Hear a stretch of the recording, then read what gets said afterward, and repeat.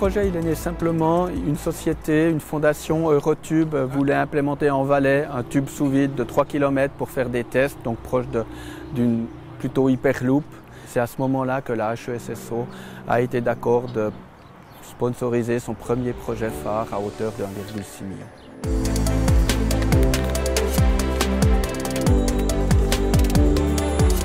Alors le HEI c'est plutôt focalisé sur déjà le lead du projet aussi, mais c'est focalisé plutôt sur ce qui est électromagnétique, électrique.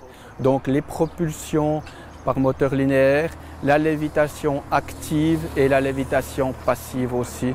On a travaillé sur deux plans, sur le plan technologique et sur le plan systémique. On s'est beaucoup concentré sur le plan systémique où on cherchait justement à trouver un moyen de mettre en place des méthodologies et des outils qui permettent d'assembler des technologies pour former des systèmes et de pouvoir mesurer l'impact de ces systèmes sur le transport, sur la performance du transport, sur les coûts, sur l'énergie consommée, les émissions, etc.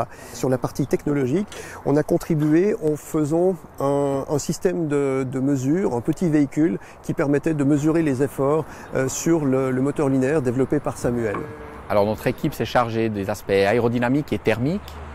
C'était donc l'objectif de notre groupe.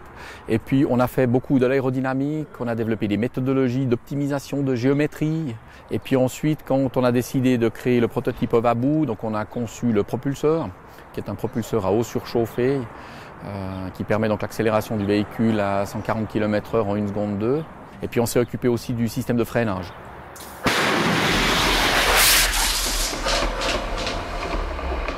Notre équipe de la HEI-GVD a développé toute la partie mécanique du démonstrateur Ovabou, aussi tout ce qui est mesure et coque en matériaux composites.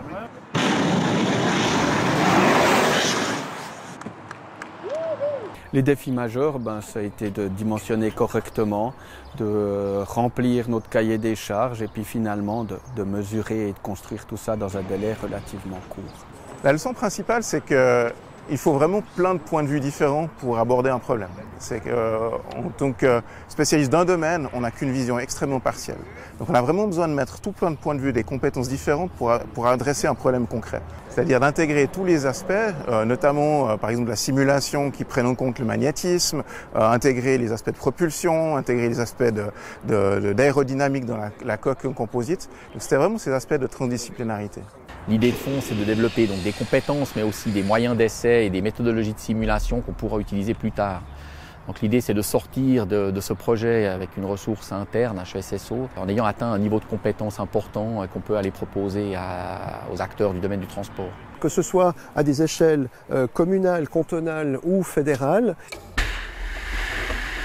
Maintenant, on a des outils, on a des méthodologies, on a une équipe. La suite de GRIPIT, pour moi, ce sera de maintenir ce groupe en fait transdisciplinaire, essayer d'apporter en fait cette idée de co-construction, notamment avec les aspects politiques et aussi les opérateurs de ce système de transport, pour essayer de construire une solution suisse.